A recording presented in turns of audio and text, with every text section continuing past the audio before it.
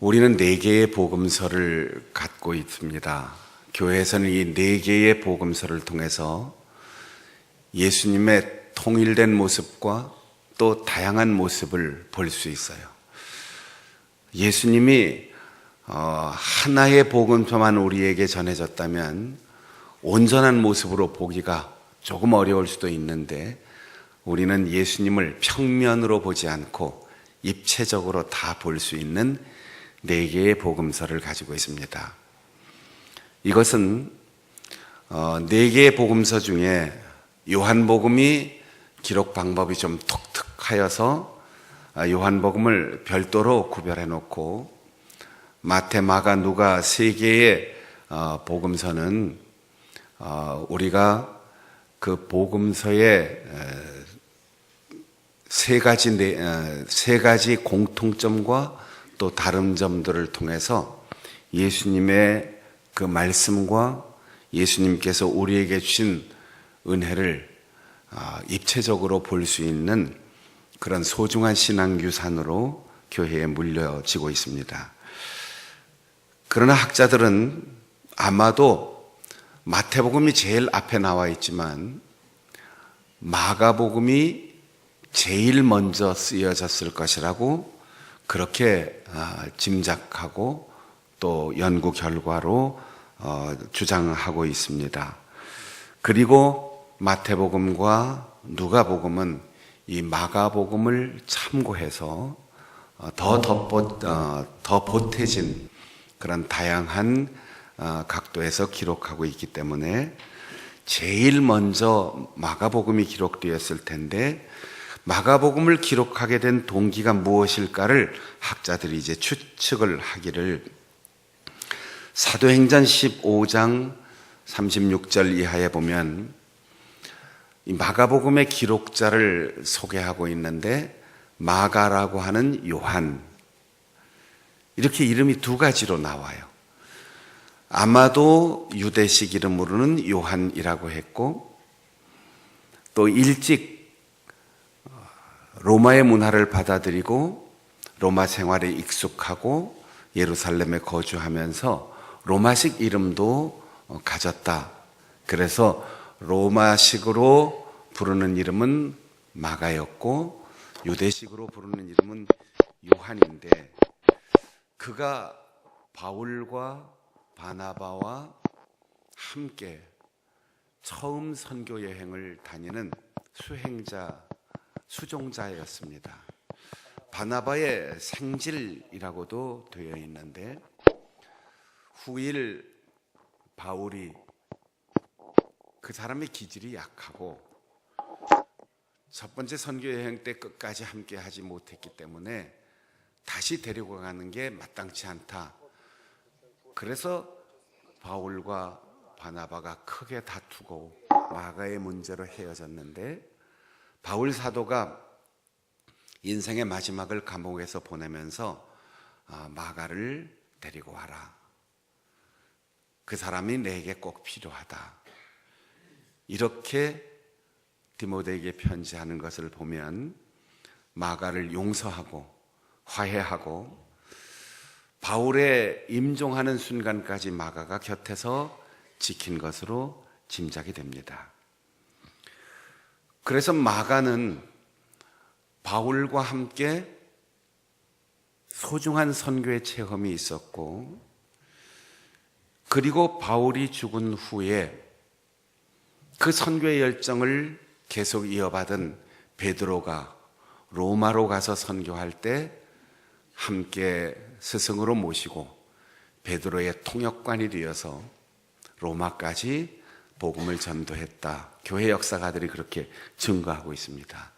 그러니까 마가에게는 바울의 그 은혜로운 체험과 선교의 열정, 그리고 베드로를 모시고 다니면서 베드로에게 들었던 생생한 예수님과의 생활에 관한 이야기, 가르침, 이런 것들이 동시에 그의 가슴과 기억 속에 남아 있었는데, 바울과 베드로가 차례로 죽고 사도들이 세상을 떠나면서 언젠간 나도 늙고 나도 이 세상을 떠날 텐데 이 소중한 신앙의 유산을 그대로 기억 속에 그리고 오늘의 교회를 위해서 말하는 것으로 전하는 것으로만 그쳐서는 안 되겠다. 다음 세대들을 위해서 이 증언을 구체적으로 남겨야 하겠다. 그런 생각으로 마가가 베드로의 증언을 종합하고 바울의 신앙유산으로 가슴이 뜨거워진 그의 기억과 그의 고백을 문서로 기록하여 초대교회의 제일 첫 신약성경의 문서가 되었던 것이라고 생각합니다. 마가복음에 대해서 이렇게 설명하는 이유는 우리가 우리의 다음 세대들에게 나보다 나이가 어린 사람들에게 지나가면서 혹은 마주서서 한마디 한마디 하는 이야기가 역사가 되고 다음 세대의 신앙의 지침이 되고 그리고 먼 후일 그것이 신앙의 유산이 된다는 것을 생각하며 살아야 한다는 것입니다. 우리는 무엇을 남길까? 무엇을 전해줄까? 이런 여러 가지 고민이 있을 수 있는데 베드로처럼 바울처럼 좋은 제자 하나 두고 떠난다면 우리의 삶은 그리 헛되지 않을 것입니다. 그것이 우리의 자녀일 수도 있고 또 우리 교회 학교 어린이들, 학생들, 청년들일 수도 있지만 일생 살면서 그냥 나 혼자 잘 먹고 잘 살고 열심히 봉사하고 충성하고 그리고 남겨놓은 것 없이 떠난다면 얼마나 허전할까. 물론 집을 남겨놓고 땅을 남겨놓고 많은 재산과 훌륭한 업적을 남겨놓는 것도 중요하겠지만 사람을 키워서 사람을 남겨놓는 것이 우리에게 가장 중요한 사명이라는 사실입니다. 얼마 전에 아마 제가 해외 선교위원장으로서의 마지막 선교사 파송식이 될 것 같은 4월 22일에 저 인천에 있는 김포 검단 우리교회라고 하는 교회의 선교사 파송식을 갔습니다. 작년 후반기에도 그 교회에서 선교사를 파송했고 그날은 2시간 만에 이천까지 또 가서 선교사 파송식이 있어서 선교사 파송식 끝나고 사진 찰칵 찍고 그냥 바로 이천으로 달려갔는데 다음을 기약합시다 하고 아쉽게 헤어졌습니다. 그 교회에서 다시 한번 선교사 파송식에 와서 설교를 해달라고 마침 그날 또 우리 지방 저 서산 다른 곳에 선교사 파송식 요청이 있었지만 그건 다 사양하고 이 한 교회 이번엔 2분의 선교사 가정을 파송하는데 오늘은 내가 설교하고 조금 여유를 가지고 차 한잔 마시고 그리고 대접받고 내가 돌아가겠다. 미리 예고를 하고 갔어요. 설교를 마치고 예배를 마치고 사진 찍고 그리고 담임 목사 방에 가서 커피 한 잔 마시고 한 1시간 넘게 이야기하다 왔는데 그 목사님 방이 담임 목사님 목양실이 여러분도 제 방에 자주 들어와 본 도 있고 그렇지 않은 분들도 있겠지만 목사님 방이 카페로 꾸며져 있어요. 담임 목사 방이. 그리고 아주 편안하게 좋은 테이블과 소파가 있고 그리고 벽에 선반을 달아놓고 갖가지 커피와 커피를 내리는 기구들이 어떤 카페 못지않게 잘 구비가 되어 있어서 목사님이 거의 바리스타 수준으로 커피를 내려줘요. 저도 커피를 좋아하니까 벌써 거기 있는 비품을 이렇게 보고 목사님이 핸드 드립해서 원두 커피를 이렇게 내리는 모습을 보니까 보통 실력이 아닌 거지요. 커피를 한 잔 마시고 또 다과를 하면서 한참 있다가 커피 한 잔 더 마셨으면 좋겠다. 그리고 커피를 한 잔 더 내려주는 걸 마시고 커피에 취미를 가지게 된 게 어떤 연유냐고 물어봤어요. 목사님, 제가 청주에서 부목사를 했는데 거기서는 담임 목사님이 또 커피에 취미가 있어서 같이 커피를 배우고, 청주는 우리나라에서 강릉에서 아마 한 두 번째쯤으로 커피의 도시로 그렇게 커피가 자리를 잡았는데, 청주에서 목회하는 목사님들은 거의 커피를 즐기는 수준이 바리스타에 가깝습니다. 그래, 그럼 청주에 있는 목사님들은 어떻게 커피를 배우게 됐대? 물었더니 인도네시아에 있는 어떤 선교사님이 와서 커피를 나눠주면서 커피를 가르쳐주고, 또 인도네시아에서도 제자를 양육한다고 합니다. 그 선교사 이름이 이아무개 선교사 아니냐고 물어봤어요. 맞다고. 그 이 선교사님이 인도네시아에서 커피 농장을 하고 또 커피를 우리나라 기업에 수출하기도 하고, 그 커피 농장을 하면서 그곳 사람들을 고용해서 넉넉한 인건비를 주고, 특히 제가 몇 번 얘기한, 우리 교회에서 얘기한 기억이 있는데, 세계적으로 가치를 따질 수 없는 자연 상태의 루아 커피를 수집해서 가지고 들어오는 거지요. 이건 값을 따질 수가 없는, 요즘 교통이 좋으니까 그렇지만 옛날 같으면 일생에 만날 수 없는 그런 아주 명품 커피입니다. 루악이라고 하는 사양 고양이과의 그 야생 동물이 커피 농장을 다니면서 제일 좋은 커피를 따먹고, 그 껍질 과육만 소화되고 알맹이 원두는 그냥 배설이 되는 거예요. 그런데 이 고양이의 내장에는 사양 주머니가 있어서 그 배설물로 나오는 원두에 사양 고양이의 향이 배는 거죠. 그거를 수집해다가 배설물을 씻어서 말린 게 루악 커피예요. 요즘 인도네시아에서 사오는 커피, 루악 커피가 많이 있지만, 이건 이제 루악을 잡아다가 농장에서 기르면서 억지로 아무 커피나 막 먹여가지고 배설하게 하는데, 이건 동물 학대에 가까운 거죠. 우리 교단 선교사가 자연산 루악을 가지고 가끔 국내에 들어옵니다.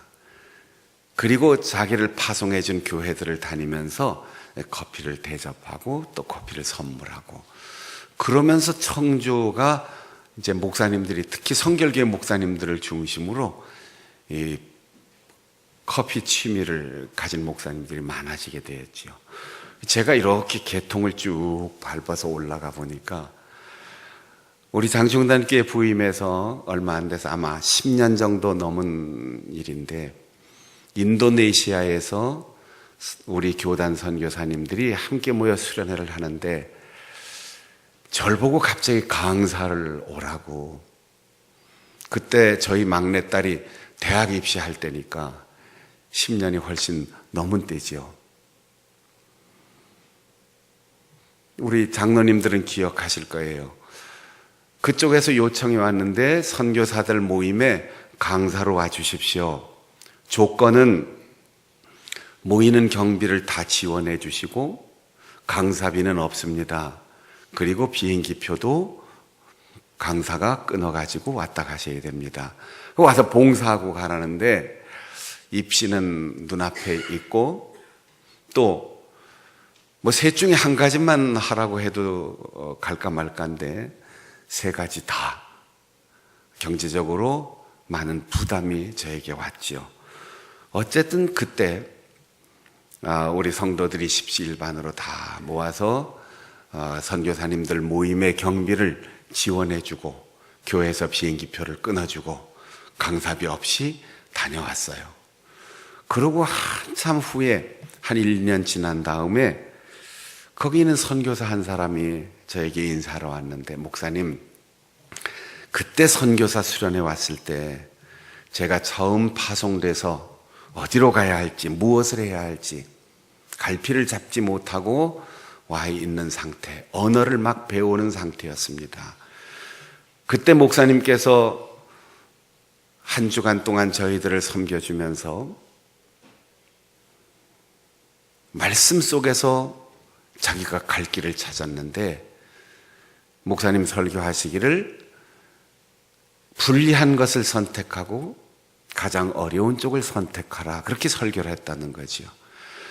뭐 설교를 여러 번 하고 길게 했고 또 즉흥적으로 원고 없이 한 것도 있을 테니까 난 기억을 잘 못하는데, 그분은 그 말씀을 듣고 용기를 내서 인도네시아에서 가장 오지로 들어갔다는 거예요.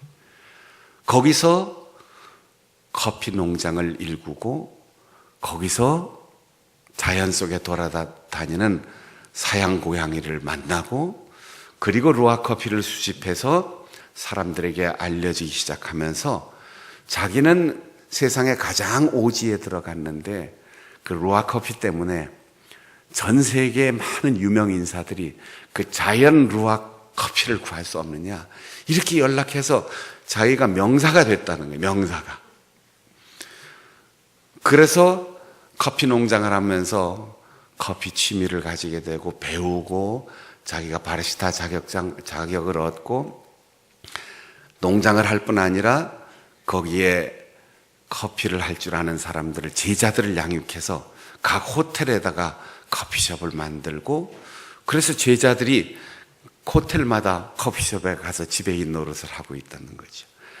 이게 10여 년 지나니까 이 한마디가 얼마나 많은 사람을 변화시켰는지, 그것이 복음적 변화이든 커피 취미이든 커피를 마시는 생활이든, 이게 이제는 우리가 한마디를 하고 또 우리가 스쳐 지나가는 한 사람과의 만남이라도 긴 세월 동안 수많은 사람에게 영향을 미치는구나. 제가 거기서 커피를 마시면서 이게 긴 세월 먼 길을 돌아서 나에게 커피가 배달됐다, 그런 느낌을 가지고 감사하는 마음으로 커피를 마시고 돌아왔습니다.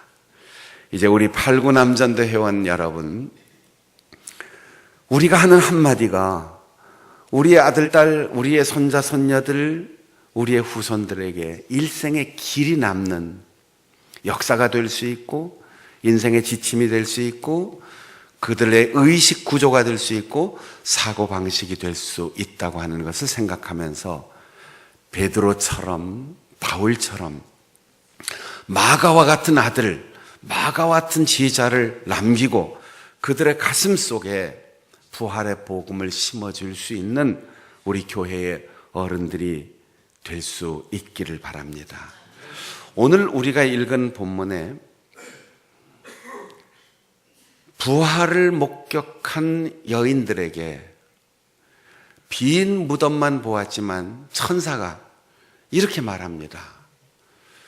너희들은 가서 예수께서 다시 살았다고 제자들에게 전해라. 그리고 베드로에게 전해라. 우리가 무심코 이 복음서를 수십 년 동안 읽어도 다른 네 복음서와 이 동일한 기사를 비교해 보면 마가만 베드로에게라는 말을 쓰고 있어요. 베드로도 제자입니다. 베드로 못지않게 훌륭한 제자들 많이 있었습니다. 그런데 왜 천사가 하필이면 그 제자들에게 가서 부활의 사실을 전하라. 그리고 그 베드로에게 부활의 소식을 전하라. 제자들과 베드로를 따로 떼어서 강조해서 말했을까요? 부활의 순간, 부활의 그 아침, 그날 제자들은 다 두려워하고 떨고 하나님께서 왜 이렇게 엄청난 사건 속에 속수무책으로 예수님이 죽게 놔두었을까?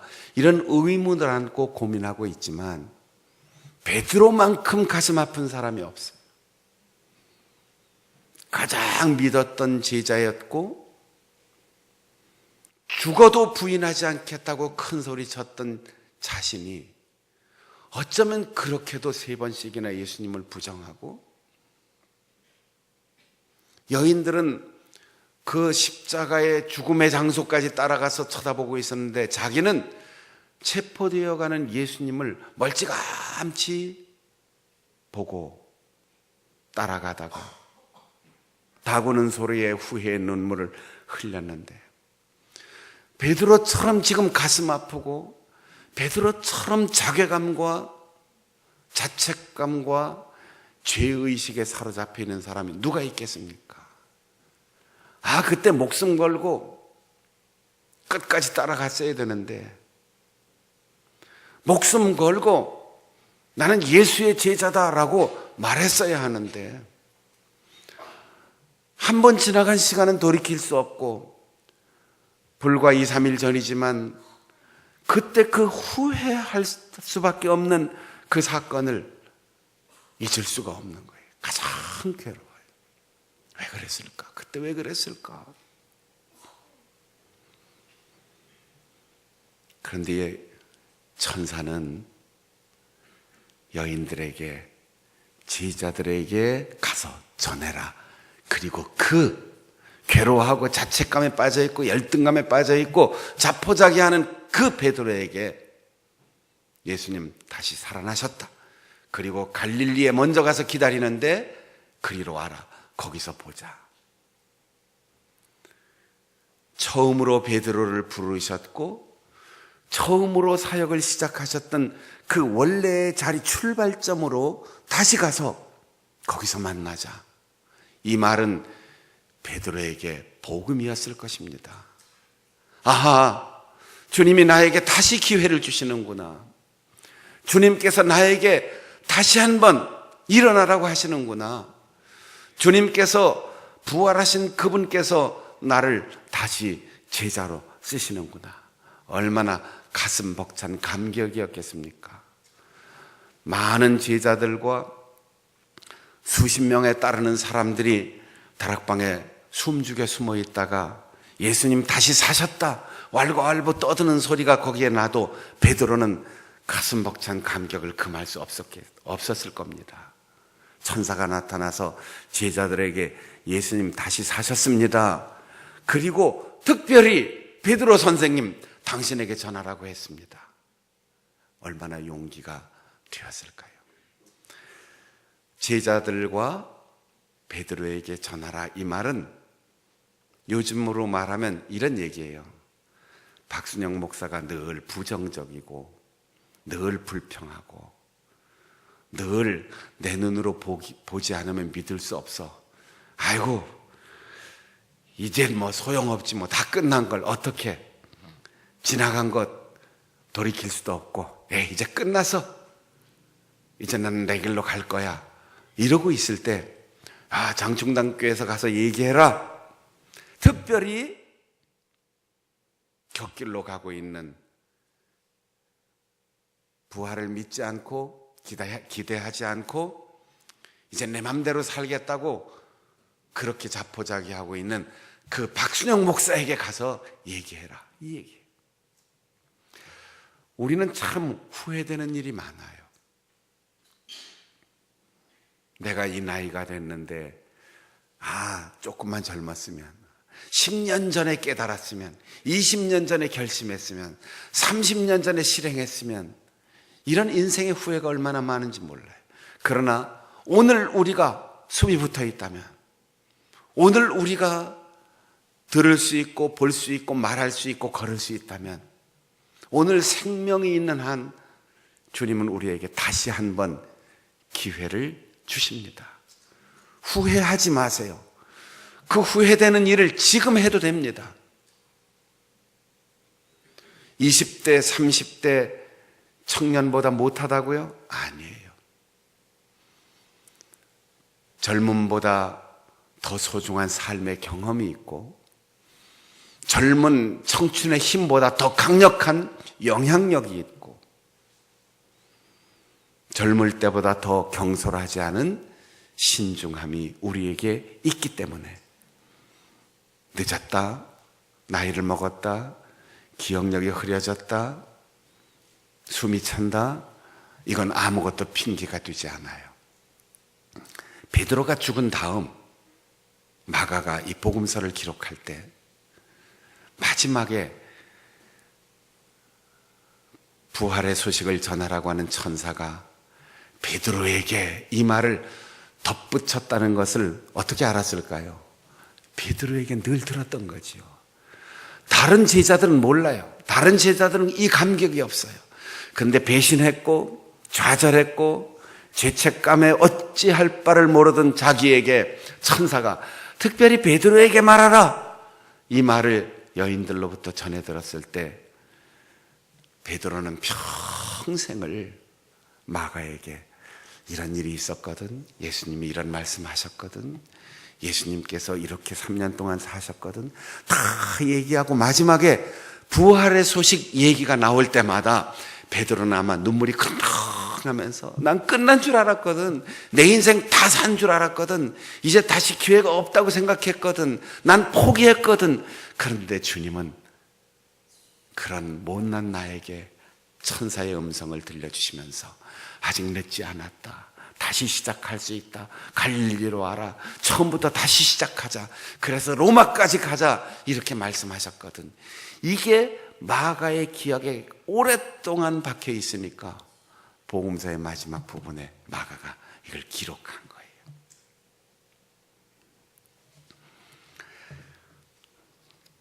제가 한 20년 전에 있던 교회에서 우리 성도들과 함께 노방전도를 나갔어요. 지하철역에 들어가서 전도지를 돌리고 왔다 갔다 하는 사람들에게 음료수를 나눠주고, 저도 이만한 띠를 두르고, 그때 40대였으니까 하루 종일 걸어 다녀도 피곤하지 않고 힘이 있을 때요. 지나가는 분들에게 예수 믿으세요, 전도해 주고 차 한 잔 주고 이렇게 하는데 저희 노 스승께서 지나가는 거예요. 그때 벌써 70도 넘으셨을 것 같은데 선생님이 지나가시는, 제가 교수님, 저 여기 서울교회에 심우하는 박순영 목사입니다. 교수님 제자입니다. 그분은 걸어가시고 저는 인사를 하고, 그분은 바빠서 가야지 되는 것 같아요. 그러면서 저를 보고 이렇게 한마디를 얘기하고 가십니다. 아이고, 요즘 목회하기가 얼마나 어려우시오. 그러나 그럴수록 십자가 복음, 부활의 복음 붙들고 목회하시오. 그리고 떠나는 거예요. 제 기억 속에 그분에게 들었던 수많은 강의보다 더 머릿속에 탁 박혀서 남아있는 거예요.